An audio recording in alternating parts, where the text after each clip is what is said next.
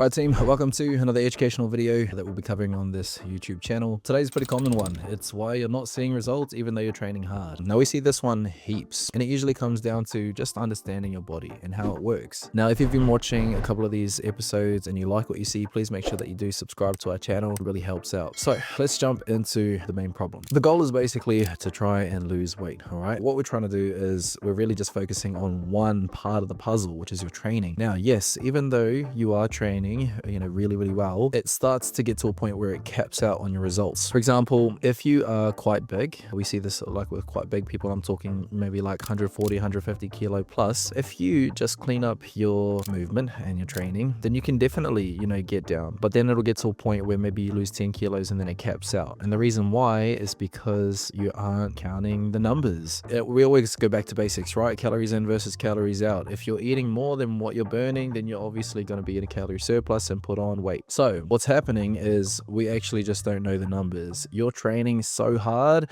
and what feels like is through the roof, it might be like 300 or 400 calories worth of energy that you've just spent. Now in saying that, you can easily eat 300 and 400 calories worth of energy in a quick meal, better yet a snack, for example some chocolate or maybe some chips or something like that. And what's happening is we're feeling it when we're going through the training, but we're just mindlessly eating when it comes to the snacking. So that's the first really big problem, is we're not counting the calories. We're not taking control of what we're eating, and we're just hoping for the best. And when you're hoping for the best, then your results will be at random, and that's kind of what's been happening. So that's problem number one. Problem number two, you're eating back your calories too easy. So this comes back to the choice of food that you're having. Now calories can be all different types of volumes of food. For example, I always use this example, but one big bowl of strawberries is 100 calories, and that's the same as like 3 squares of chocolate. So if you're choosing things that are small volume and they cost the same amount of calories that compared to things that are big volume, then you're better off to go for the big volume food so you feel fuller for longer. The two most important macros that will help you feel fuller for longer is fiber and protein. When those included inside your diet, you're going to feel satisfied earlier, and it's going to help out with the hunger hormone. Okay, so your hunger hormone will alert you when you're hungry and when you should be eating. And then you have the fullness hormone, which is called leptin. So you have ghrelin and leptin. Leptin will tell you, oh yep, I'm satisfied, I'm done eating, and then it'll cause you not to eat anymore. So we have those two hormones, one's to start off a meal and one's to finish a meal. And what we're trying to do is we're trying to control those two hormones as much as possible, and that comes through eating more protein and more fiber in your diet, especially the fullness hormone, the leptin one. If you're eating things that are protein and fiber, then you're going to feel fuller for longer. When you don't have things that are protein and fiber and they're more so carbs and fats, then it's really easy for it to just go straight through your system and you're going to feel hungry again. And that's why people can eat like numerous amounts of carbs and fats. They can keep snacking. It's because you never truly feel full unless you've consumed a monstrous amount of calories, and then which obviously puts you back into square one where it's like, oh my gosh, I can't lose any weight. Well, it comes down to the quality of food that you're choosing when you're in that calorie deficit. So with this one here, we're basically trying to force ourselves to be in a calorie deficit on training only. That's not the case. It needs to be training as well as your food, and inside that food it needs to be high volume food that's high in protein as well as fiber. And I just think that you're probably not doing that. Okay, so here's a couple of other, well, they're not minor ones, but they are also a factor as to why it's hard to lose weight even when you're training lots. So one of these reasons here are a little bit more moderate, but it's that you're doing too much cardio and you're not doing enough strength training. Now when you have more muscle on your body, you will naturally burn more calories throughout the day. When you do something like cardio and you don't have much muscle on your body, in the moment when you're in that training session, yes, you will burn high amount of calories, but you're only training for roughly like an hour a day. For the rest of the day, those other 23 hours, you probably want to be burning more calories in the 23 hours worth of time than the 1 hour's worth of time, and that comes through holding more muscle. So in the long term, you're better off to train the muscle, build the muscle, back it up with good protein so that you're building muscle, and then you'll be burning more calories throughout the day on the other 23 hours instead of burning calories at a low rate when you've got low muscle. So the training that you want to be doing is a mixture between strength as well as cardio, not just cardio only. That's just one element to what you need. The other part to it is if you're doing strength training, then it needs to be progressive. It can't just be to the point where at the start it feels hard and then we got used to that weight and then we kept at that weight like for the next 6 to 8 weeks. No, it's got to be progressive. You have to constantly be challenging yourself, and usually every 2 to 3 weeks is a good time to be like, okay, maybe I'll push a little bit harder in this session. And how you can do that is usually one of 3 ways ways. The first way would be just slowing down the reps,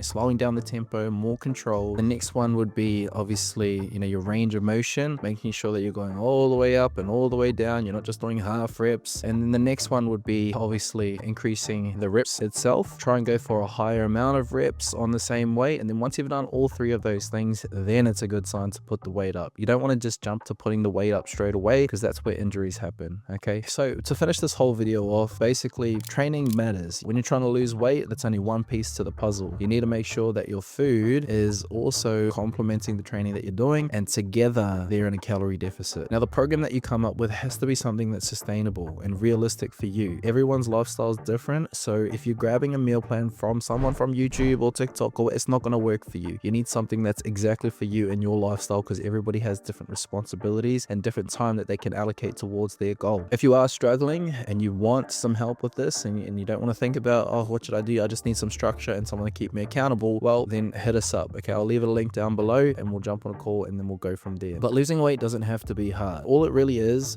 moving your body, eating well, and staying consistent. And I just think that people struggle because they haven't found a really good balance with those. And that's where a coach comes through. So if you learn anything with this lesson, then please give us a subscribe, give this video a like, and we'll see you guys in the next one.